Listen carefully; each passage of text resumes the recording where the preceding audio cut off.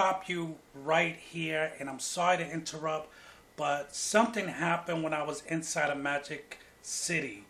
So I told you the FIFA event is big in Atlanta right now. It's Argentina versus England. So when I got inside the strip club, it was packed with people.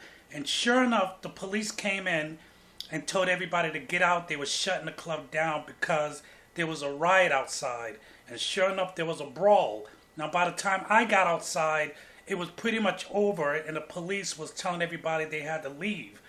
So it was a good thing because my experience wasn't so nice. It was, while I was there was too many people trying to scam. There were naked women everywhere, and it just wasn't my speed. So I was kind of glad to get out of there, believe it or not, because it's Atlanta. I figure for the sake of the vlog, I touched ground, I came, I saw, I conquered, I'm out. So you can't film inside, so I got as much filming that I could outside the doors. Just the fact that I was there, I touched it, I blessed it, now I'm out. But so that's pretty much it for Magic City. I just wanted to go there and touch ground and say that I was actually there, but that my whole experience lasted maybe 1 hour. And like I said, the police came in, they shut the place down because of Argentina, and there's a riot. So anyway, back to the video. Girl, I see your face everywhere. When I'm going out, you'll be there. 'Cause everything reminds me of you. I can't take no more. Girl, I think I'm losing my mind. Try to go to work, but I lost track of time. 'Cause everyone keep looking like you. I can't take no more. Your touch from your hands and your body, it hurts so much to think of you as someone else.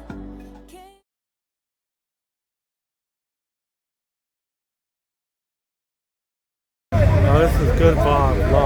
Hey guys! Hey guys, ladies and gentlemen, move to your side, move to the side. Move to your left, please. Watch out. Thank you.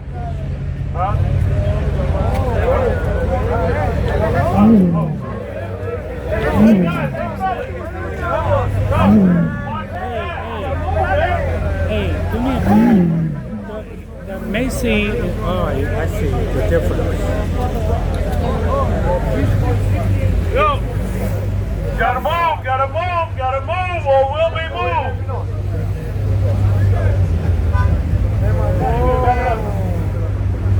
He said we gotta move. We gotta move.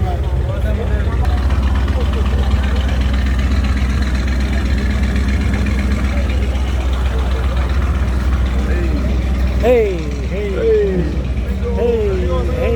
We are Magic City, bro. We are Magic City.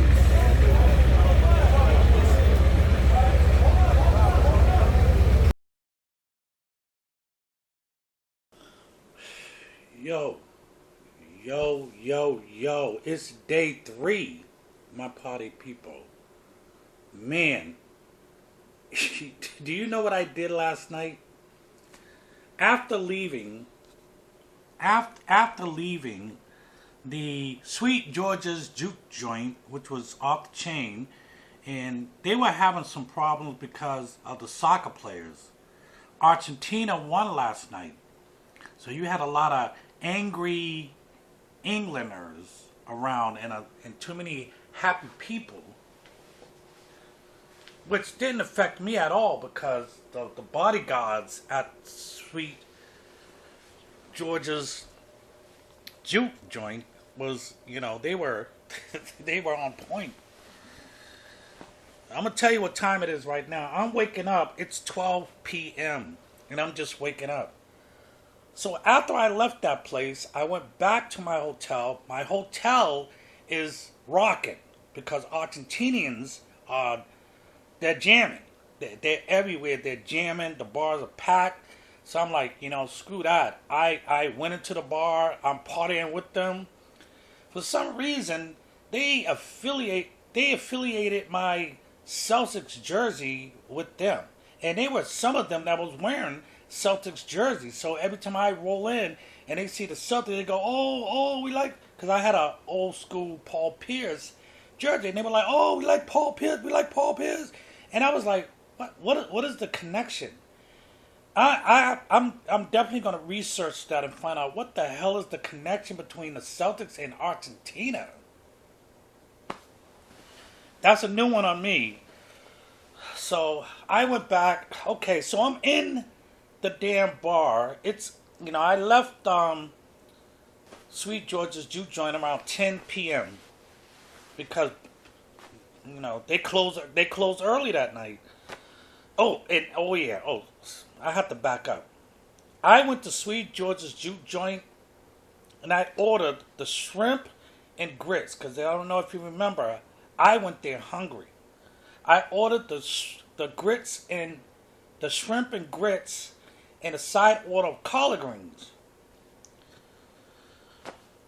Bro. Now, it's a weird combination, true. I only like my grits separate, not mixed, on the side with my eggs, bacon, or whatever. It was like they had grits, and then I took a picture of it. I'll show you the picture. They had the grits, they had the shrimp, and I don't know what sauce that the chef put on it. It was absolutely magnificent. Once it hit my taste bud, I was hooked. When I say I was hooked, that food was so damn good that when I started scraping my bowl with the freaking fork, trying to get as little of the grits that I can, I'm sitting right by the damn greeter, who's fine as hell, and she looked, and I'm like, oh, you know what? Let me go ahead and tap out. Tap out. The food was so damn good. Collard greens, shrimp, grits, side order collard greens, I wiped my plate. I sat there drinking, and you know what? Before they closed, I was out.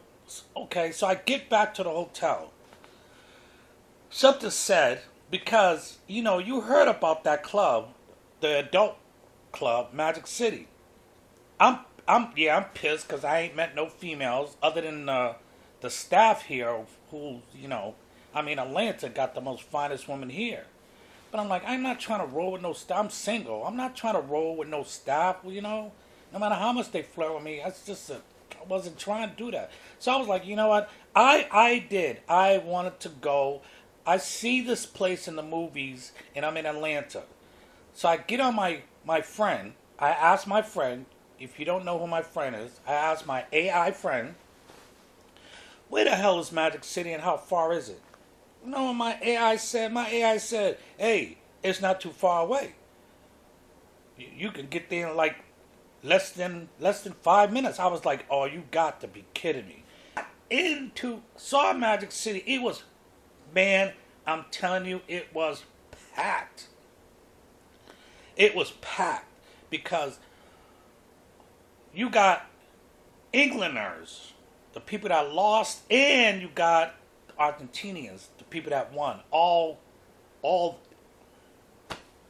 Everybody's in the club. When I got in, it was smoky. It was so damn smoky. I came out and I'm like, I walked in, I saw all the strippers, all the homeboy. I was like, man, it's smoky as hell. I said I went in there just for content. So I went up to one stage. It was one light-skinned girl that looked like she was so depressed. And I'm sitting there going, okay, she looked like she's depressed. She's got a nice body. Everything's natural. And she's not even getting no dollars. And it's sad. To me, it's sad.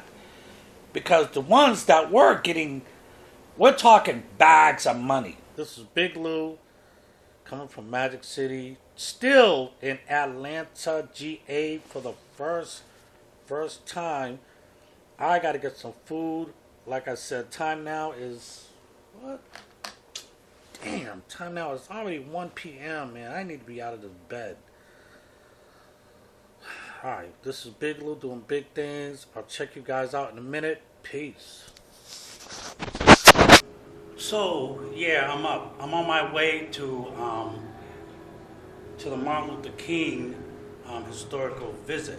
So I'm going to basically take a walk down Martin Luther King Memory Lane and even see his tombstone.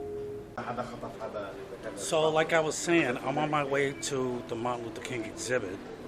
It's going to make it fascinating being here in Atlanta. You heard about that, excuse me, the Waymo cars. It's basically a car that runs by itself with no driver. So I'm lucky to get one right now. So I'm going to go outside and wait for the Waymo car to pick me up. Now this is the first time, I'm doing everything for the first time. Like I said, this is unscripted. So I'm going to be picked up by Waymo, and let's see how scary that's. How do they navigate it? I said, hey, I've asked. I said, is there somebody behind the camera with a joystick? They said no. It literally runs by AI. So, oh, I see it. I think that's it right here. That, no, that's not mine. Let's see. Yep, the door opened.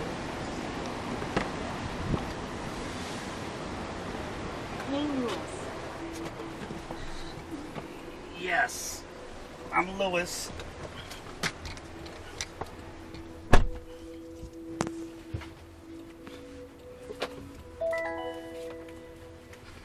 Heading to 423 John Wesley Dobbs Avenue Northeast. Please make sure your seatbelt is fastened.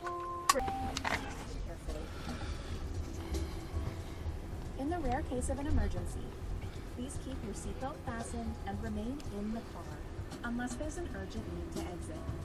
Support will connect with you and provide assistance. You can also use the in-car screen or app to speak to them at any time.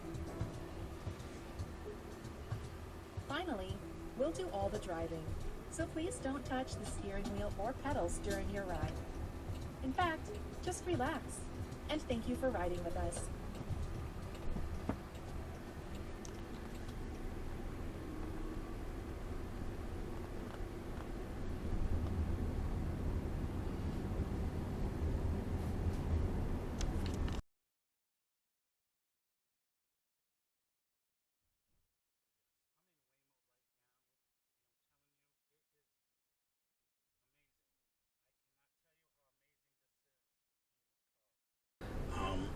Because I'm nervous, I'm going to stop talking and let Waymo drive.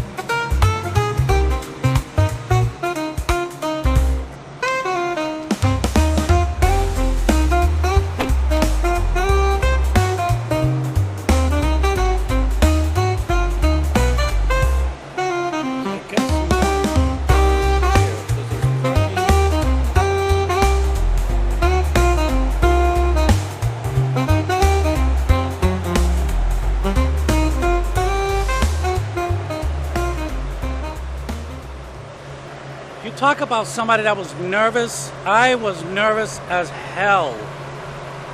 To sit in the car, it was changing lanes. It was speeding up when it had to. It was like you had an invisible man riding in the car. So that was an experience. That was an experience. Yeah, AI is taking over people. All right.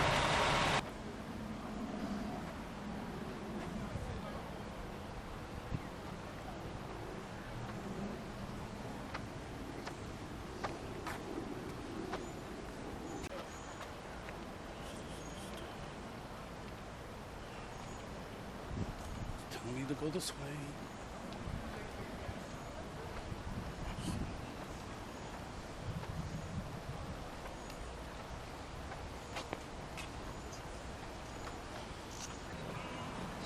Straight ahead, that's Boulevard. I'm taking, that's the fire station right there.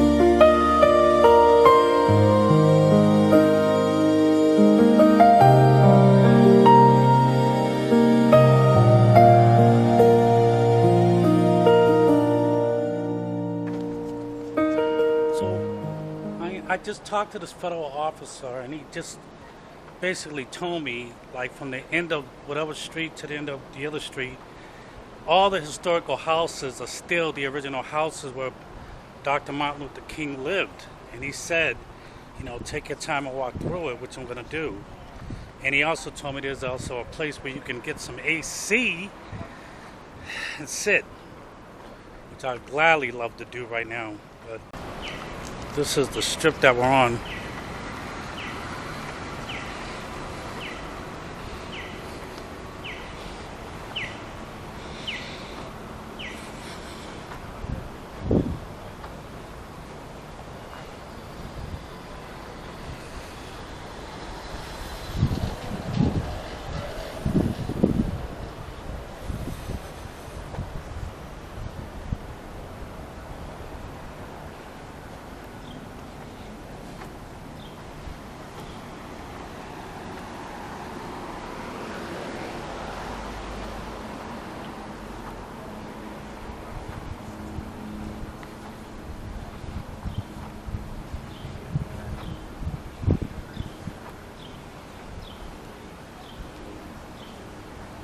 I take it this is the bookstore right here.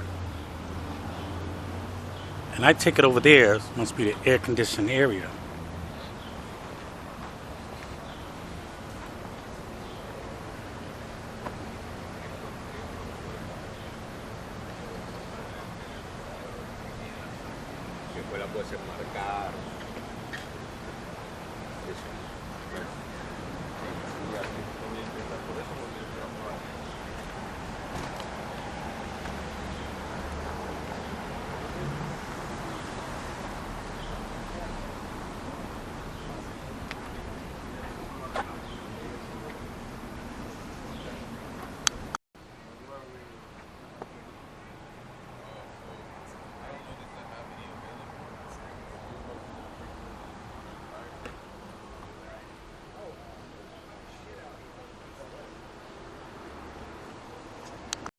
I made it to the visitor center and I showed you the pictures of Dr. Martin Luther King's house, which is literally right next door.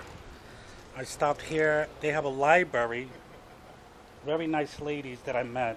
They had a vending machine, water, which I guzzled that suck in a heartbeat, but this is the library right here.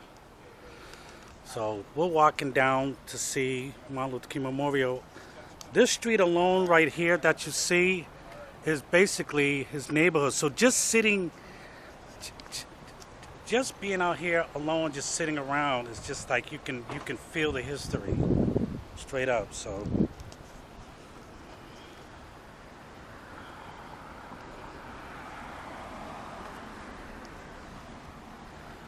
like I'm going to cross the street.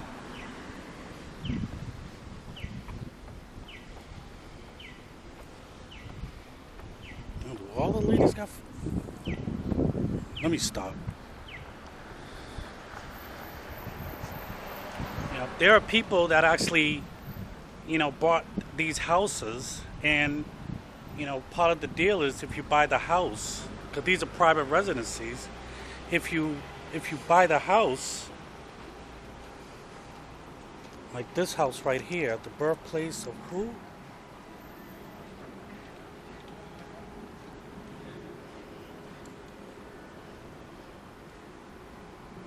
That's the house right there. Let me read it. It says, for his first 12 years, Martin Luther King Jr. lived in a comfortable middle-class home across from you. Two cultural values distinguished the King household: a strong sense of family and the ever-presence of religion. Bad behavior often met a stern response. Good behavior received a warm embrace. Evening meals always waited until Daddy King came home. Prayer and scripture readings punctuated each day. Daddy King's status as a pastor of Ebenezer and strong maternal influences ensured a stable and secured upbringing for the King children. While the anguish caused by the depression swirled all around them, the Kings lived comfortably, their home a church and a neighborhood mainstay. Like a quote that Martin Luther King says, my mother and father went out of their way to provide everything for their children. I went right on through school. I never had to drop out to work or anything. And I was about to conclude that life had been wrapped up for me in a Christmas package. And then you see Dr. Martin Luther King with those beautiful kids. That's Martin Luther King's father. His mom. And yeah, he lived right at that house that you see right here. So behind me is the private residence. So I'm about to get off their property because I know they're tired of people coming on their property, but you can't videotape inside his home, but like pictures like this still stands. There's no need to go in. Plus, it's hot. But that's kind of like got to be like shelter because everybody's looking at your home, but it's federally protected. I see everybody's got their doorbell ring cams, shotgun houses. These duplexes are typically the houses where Atlanta blue-collar laborers lived in the early 1900s. The Empire textile built them for white mill workers. Oh, so these houses were built, you know, before the great, I guess what they call it, migration. I guess when it used to be white-owned properties, and when blacks took over, these houses were built for the mill workers, for white mill workers. And I guess what we call it, the Great Migration, when blacks took over, they took over the houses, and the neighborhood became black-owned. The hospitality is unprecedented, I can tell you right now. But that's why all the houses are painted the same way and they look the same way, because they, part of them, in order to keep the history intact, you're going to buy this property, you got to keep it the same way. So they're like, all right, cool. But beautiful houses, though. Just crossing the street, I'm telling you, that southern hospitality stretches out so far, it's overwhelming.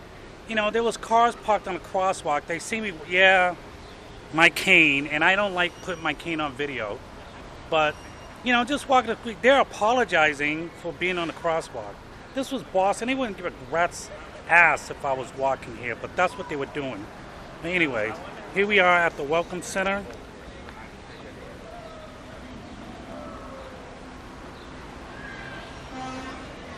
I'm going to give you the Q code for anybody that wants to read this. I'm doing this live, so we're just walking.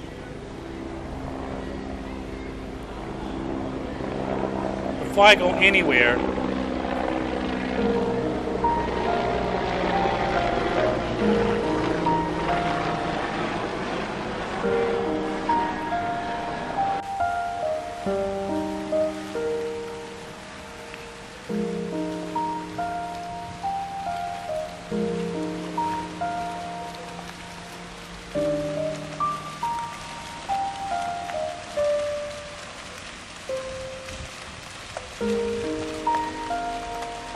they call this area the reflecting pool. And if you look down there, that's where Martin and Coretta Scott's skiing are both buried. Right there on top of the reflecting pool area.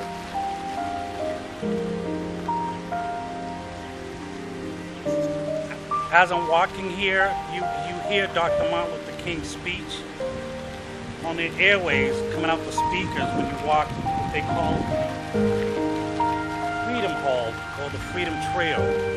So his voice is blasting all over this area. So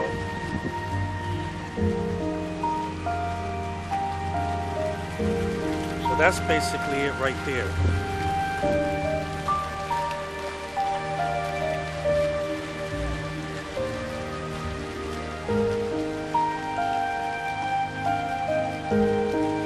Now to see.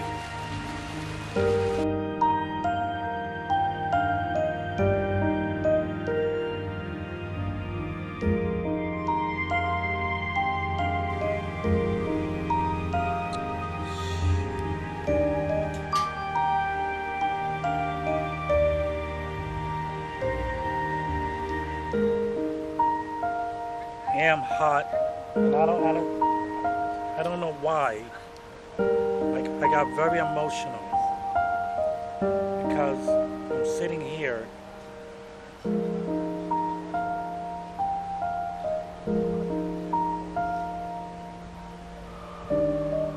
Martin Luther King and Coretta Scott's king are buried.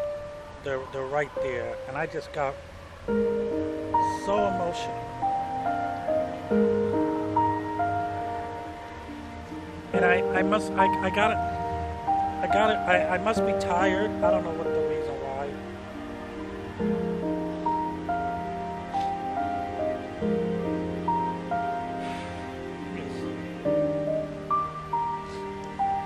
I'll get back. Yeah, I'm going to power through, but I guess the reason why I got emotional,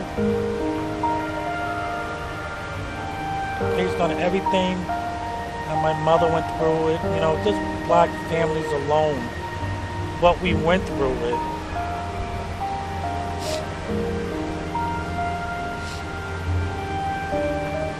I was born in 1965.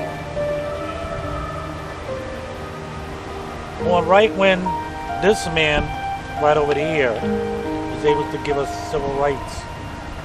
And based on what we're going through it right now, it does seem like we're going backwards.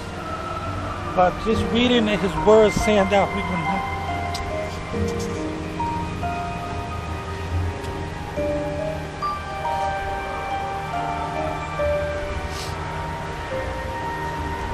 I'm sorry.